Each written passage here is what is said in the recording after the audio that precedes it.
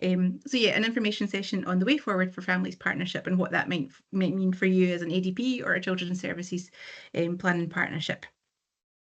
Okay, let's go. Oh, and now it won't move. Typical.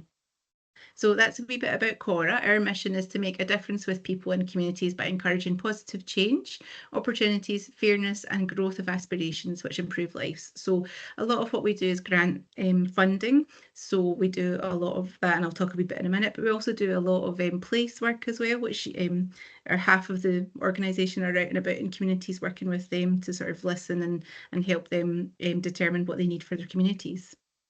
So quite a broad focus for Cora. As I said, today is a brief overview of the Way Forward for Families Fund, which is a newer fund for us. We're focused on the ADP CSPP strategic role within that, knowing that the public sector are often the match funder for this work. So we wanted just to make sure that it was framed in a way that was useful to folks who might be looking at match funding these projects and working out what they mean for your strategic objectives and your work there. So today is very much an opportunity to ask questions. So you're welcome to write them down in the chat as we go so that you can remember them, and we'll come to them at the end. Or if you want, just after the presentation, you can wave at me or use your electronic hand and we'll come to you for questions there. So hopefully plenty of time to be able to ask those questions that you might be thinking about. Okay, so you may know us from some other funds. Partnership Drugs Initiative is maybe one that you're most familiar with. That was running for over 20 years and probably where a lot of this work started. You might have heard of us from that way. Henry Duncan is another one of our in-house grants that offers some small grant funding to organisations all across the country within a sort of theme that they choose each year. You might also know us from the National Drugs Mission, the Local Support Fund or Improvement Fund, that sort of thing. And then Cora also works with other funding partners as well. So often we'll work with STV and their Children's Appeal or Comic Relief. And sometimes, like with the National Drugs Mission, we do contract work for the Scottish Government where we handle money on their behalf and get it out to organisations who are working operationally. So I hope you'll have heard of us before. And if you have, you might recognise us from those sorts of funding. So to focus on one specifically that is maybe most familiar and most related to why we're here today, Partnership Drugs Initiative was one of Cora's first grant programmes. It opened way back in 2001 and was a partnership between the Cora Foundation, which used to be Lloyds TSB, Foundation for Scotland, and the Scottish Government. It was very focused on children affected by drugs or alcohol, and back then it built on Hidden Harm, the document that was published then, and aimed just to really, I guess, put a bit of profile on the support needs of children affected by drugs and alcohol, because at that time, funding wasn't common for that cohort of children, and it's just grown and built on that over these past 20 years. So even back then, we included children and young people in our decision making, which back then was quite a rare thing, believe it or not. There's been a long journey of change and funding to make sure that children and young folk and people with lived experience are properly involved in these funding decisions. And since it existed way back then in 2001, Cora's distributed more than £30 million for Partnership Drugs Initiative. So that's money going directly into services that support children and young people and their families. But when you take that into the consideration that we need match to fund that, that means that about £60 million has gone into projects directly working with children and young people affected by drugs and alcohol since 2001. And that equates to about 438 grants. So that's just to frame, how big and the reach that we've had over all those years, and quite a lot of money when you add it all up together. So, as I say, Partnership Drugs Initiative, or PDI as it's known, has been running for more than 20 years. During that time, as well as grant funding, we did some research projects that, again, you might be familiar with. Everyone Has a Story was back in 2016, and that was about inquiring about children's experiences of recovery, in fact, parental recovery, which, again, hadn't really been investigated in any great detail in Scotland until that point. So that showed really interesting things about just how aware children are of their surroundings and how much they love their parents and want them to get well and supported, and principally focused on how we all need to do better at listening to them and their experiences and their wishes and ambitions. So that was published a number of years ago. And then more recently, we did another research project called Connections Are Key, which focused on relationships-based practice amongst services that deliver services for children and young people affected by drugs and alcohol. And that again showed the importance of relational work and how important third sector work is to supporting children and young people, how trusting it is often felt to be by the children and young folks. So as well as all that grant funding we do, we have a bit of research work that we then use to lobby and influence governments and policy and practice as well. So that's a wee bit of a background. Obviously, since 2001, things have changed, massively in terms of the policy landscape, from hidden harm through to getting our priorities right, the road to recovery, and then being further on to the rights, respect and recovery, and the framework for action for whole holistic family support, whole family approaches, sorry. All of these have been published in that time, along with changes to the law in terms of UNCRC and the promise being published. So, we were very aware that in that 20-year time period, things had moved on in terms of policy and practice. So we felt it was time to sort of take a wee pause for PDI and see where we were and what the future should be, building on all that great work and recognising that money has been, really well spent in supporting children and families, but just, time to take a wee pause and think about it. So we had a review process over the past couple of years, which involved appointing an independent consultant who came in and did a bit of work for us. They analysed the policy landscape, evidence base, and things like practice guides and protocols, sort of looking at where PDI would fit into that, as well as the sort of funding landscape more generally. The consultant held interviews and focus groups with grant holders and PDI steering group, the people who help us make decisions, to again just get that sort of wisdom from people who are either working in the sector and who have been involved in PDI perhaps, or perhaps weren't involved in PDI funded groups, and just sort of get that sort of wise, sort of reflective time on where we are now and what the funding that CORA has might be most impactfully used for. That then resulted in a presented kind of paper for our board and some recommendations about funding and principles for the future, as well as the key things that we want to keep true to the heart of CORA's work and PDI generally, which is that relational kind of focus on person-centred care. So after the review, it had told us that, this won't be a surprise to any of you, that the need is still very much there for children and young people affected by drugs. And it's still subject to all sorts of challenges in terms of secure funding. So that just reaffirmed, I guess, what we already knew. The review also showed us the importance of an ecological whole family approach and how important that was to supporting a child. The idea that you can't, support a child without understanding what else is going on in the context of the family and community. The review also reinforced the value of third sector work, not just in terms of its place within the structures of care that surround, families and children that we're looking after, but also just how valued it is by the people who are in receipt of it. The trust that they have in it, the idea that they're always there for them. Third sector workers are there and trustworthy and really able to build those relationships. So it reinforced a lot of things, I guess, that we already knew, and that was reassuring, I suppose, having a 20-year programme, knowing that you were along the right lines was always a kind of nice place to be in. But it also challenged us to go a wee bit further in terms of devolving power, which is something we're always aware of as a funder. With money comes power, inevitably.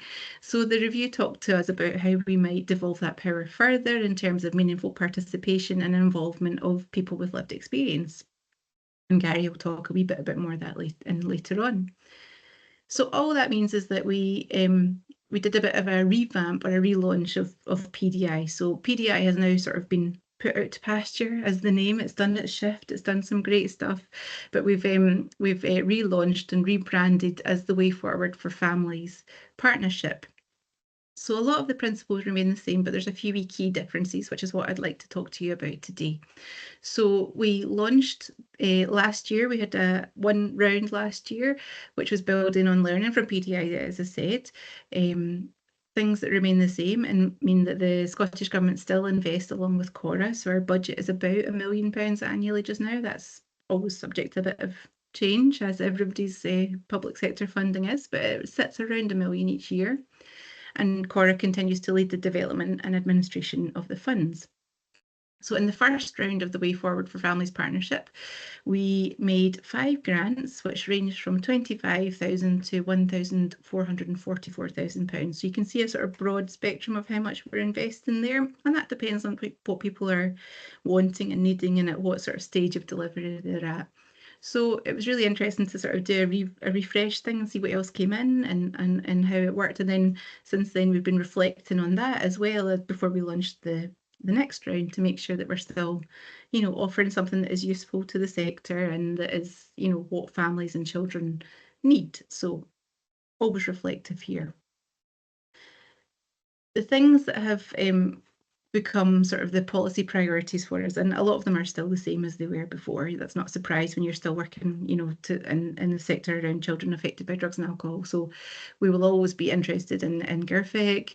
We're particularly interested in whole family approaches and how any of the work meets that sort of government policy directive and the framework for whole family approaches. Keeping the promise is obviously very high on the agenda and focus for this fund because it should be for everyone. And obviously now with the UNCRC being adopted into law, that's something we'll also be looking at in terms of the priorities, along with the overarching ones about drugs and alcohol more generally, rights, respect and recovery, and the national mission. So, I don't think they've changed particularly much, but it's good to reinforce them. So what that means in practice for the fund is that the fund will support projects that are based in partnership and collaboration. And again, that comes from our understanding that, work doesn't sit in isolation, doesn't it? It sits within the system of care that surrounds children and families. So the Way Forward for Families Fund is squarely in that partnership approach, and we'll talk a wee bit about that more, but we're looking for organisations to come together, so a third sector organisation and their statutory partners to come together as a sort of collaborative in this work. So the fund, essentially, the aims of the fund are to support improvements to structures and practices across the system of care, to encourage collaboration between third sector and statutory sector services, and critically to enable children and young people and families to be meaningfully included so that their experience shapes the improvements and supports that are available to them. So that means at every stage in terms of the development, the delivery and the review of the services. We can support work that changes the system of care and partnerships that surround the children and young people, as I said, and again, that involves them very deeply in that, which also means that we're interested in co-design phases and collaborative work in that sort of way. And critically, that this has to be practical and relational rights-based work. So we're looking for sort of really practical operational work more than any, research or theoretical stuff. So I find my little mouse. There we go. So in terms of who can apply, as I mentioned, it's partnerships. So in that way, we're looking for a lead organisation, which would be a third sector organisation, but within the context of a partnership. And usually that would be an ADP, children's services, or other public sector bodies that are working alongside them to deliver this. The organisations must be working with children and young people and families affected by drugs and alcohol. It's fairly obvious, but it's always important to say that out loud, isn't it? So we want people who, are already working there and have a good track record of working with children and families. And CORA actively is encouraging applications from organisations led and working with Black, Asian and ethnic minority communities and other marginalised groups. So that's a commitment that CORA has made, and we want to continue within the context of this particular fund as well. And what can you apply for? The critical thing, the money part. So grants of up to £250,000 are available. Now that's over a 3-year period, so not 250,000 each year, but as a total. And that can change on year to year. Some in first year you might need, I guess, a little bit less if you're developing or designing something and it might grow that way, or maybe it tails off because you're planning to mainline it at some point. So that's the sort of conversations we'll have with applicants. And that money can be used for things like project running costs are always the sort of major ones, salaries, things like that. We're interested in funding participation and collaboration costs. So pizza and Haribo if you're working with the young folk to design a system of care.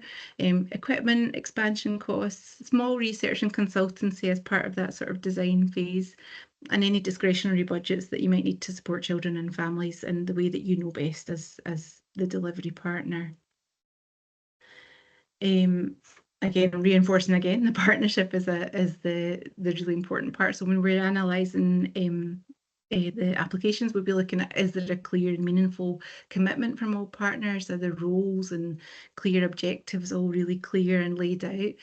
The participation will be the other thing that we're assessing when we look at the applications. So are the children and young people and their families really involved in this design? Is it meaningful? Shows how that happens.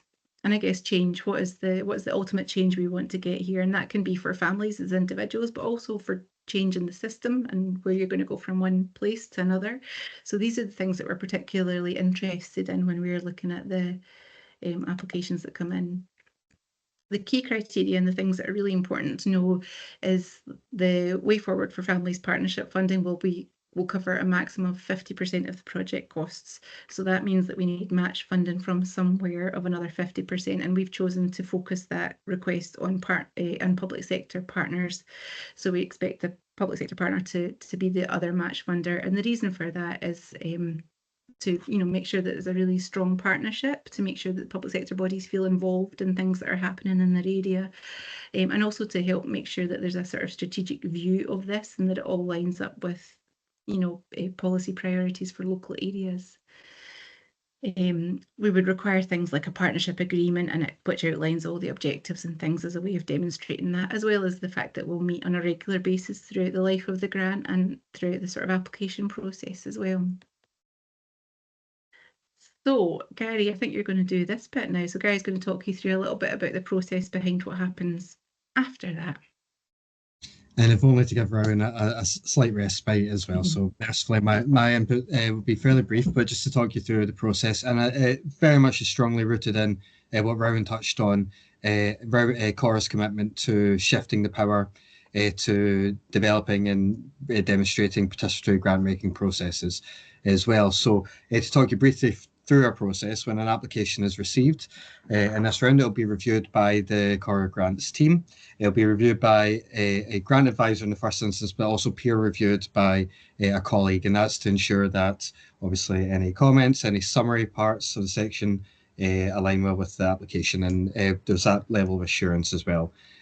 Part of that initial review is due diligence, and should note as well that at this stage, where it's clear an application is not meeting the eligibility criteria, applications may be declined at that stage. Following that stage, our key role is preparing summaries that will go to our advisor group and our steering group. And as Rowan just outlined as well, broadly, the summaries will focus on, do the applications demonstrate partnership, participation, and change, and we'll collate that information to present to our young people.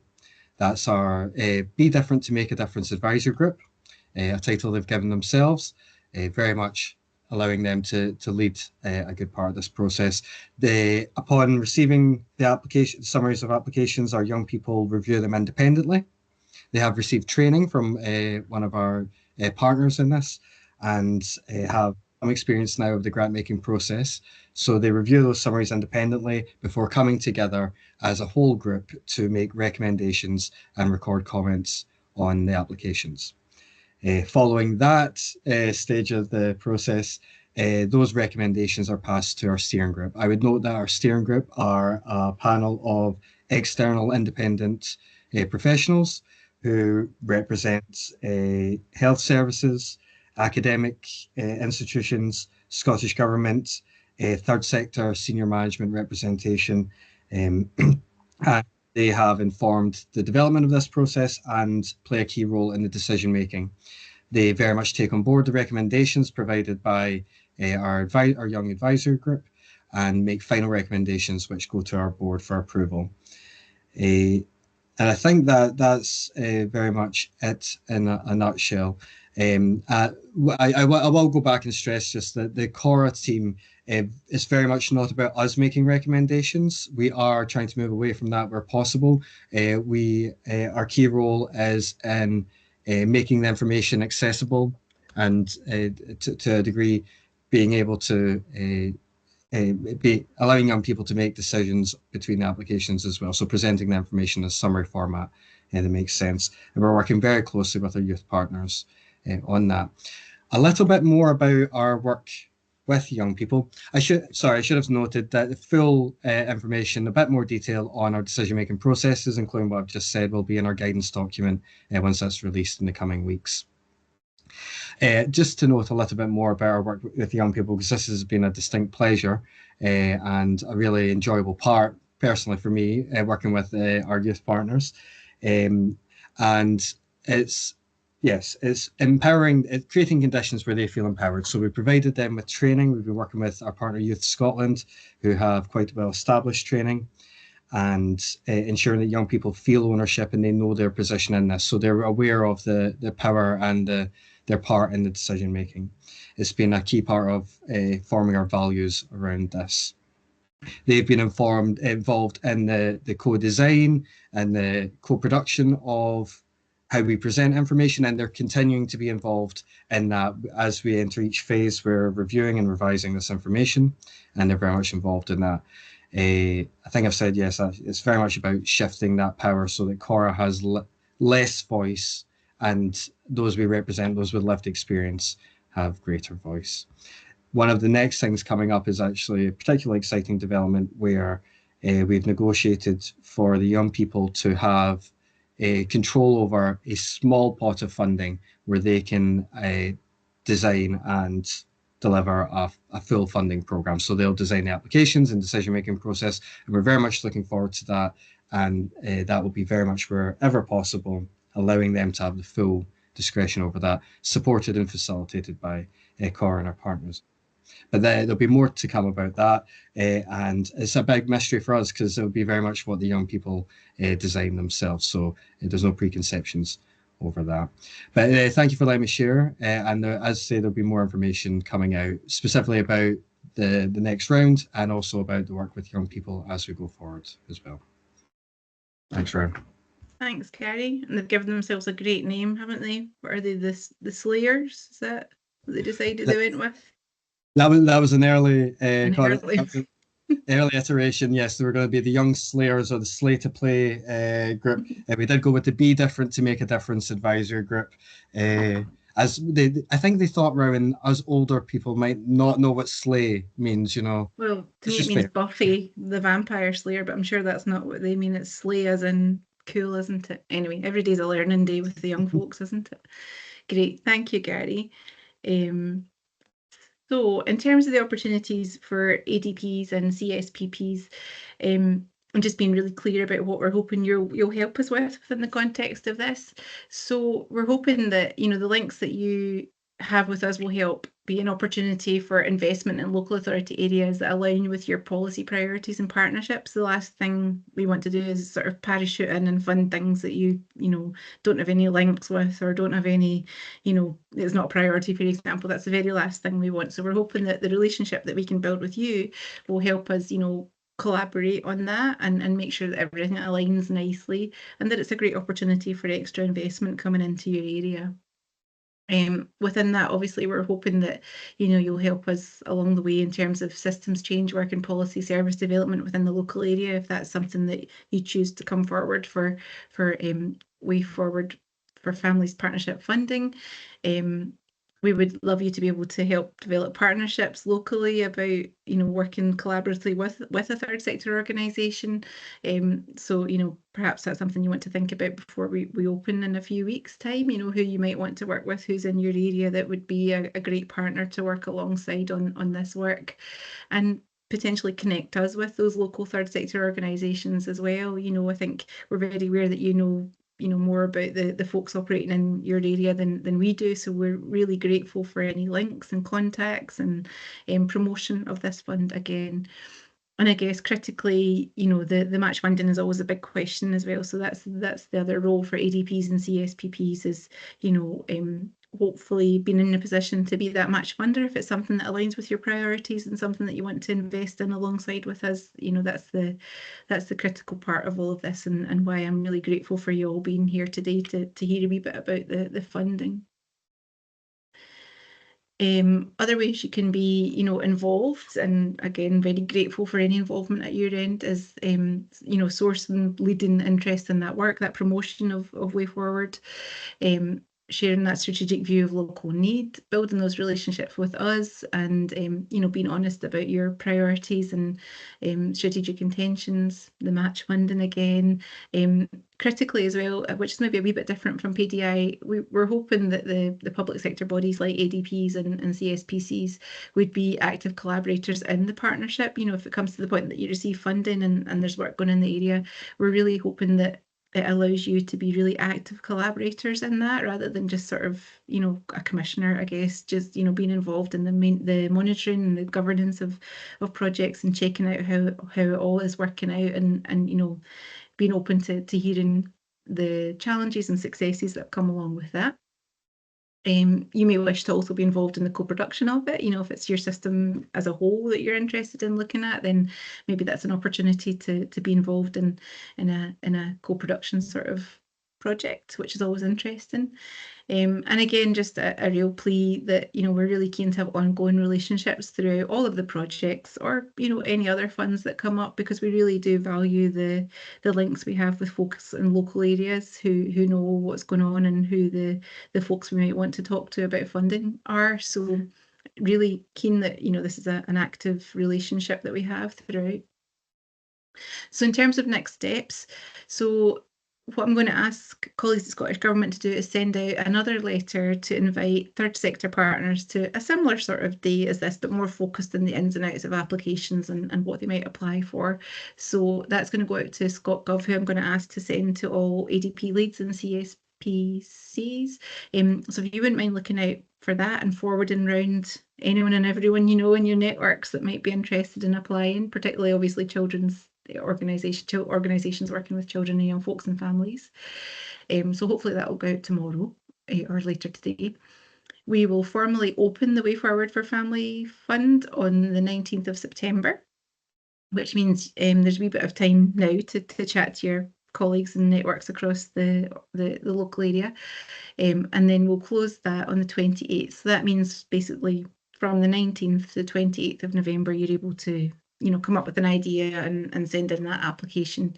And then from November, we'll be analysing it, as Gary described. It'll go to our steering groups and the young folks to review.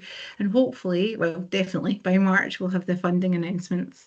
So you'll know whether or not applications were successful by March. So that's the sort of process there. So it does take a wee bit of time, but that's just a testament to, sort of the rigour of the analysis that it gets at every level. But also we hope that we've given you enough time to really, talk to potential applicants in your area and talk about a partnership approach that might be useful or interesting for your area.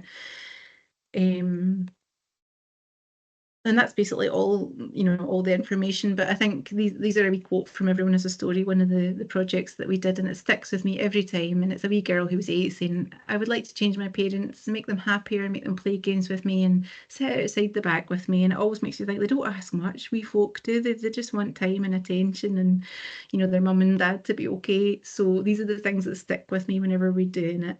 And I'd just like to end on this slide and another one as well, which is another favourite of mine, which is a wee bit of artwork from another funded project.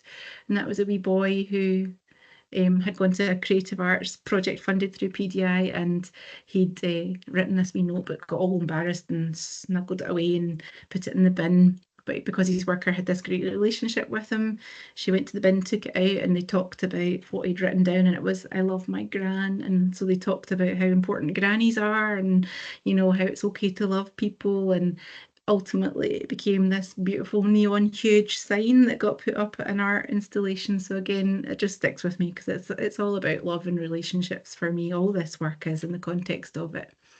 And they're my two favourite quotes, so I like to end with them. So that's all I've got to say. Next is just a huge thank you for listening.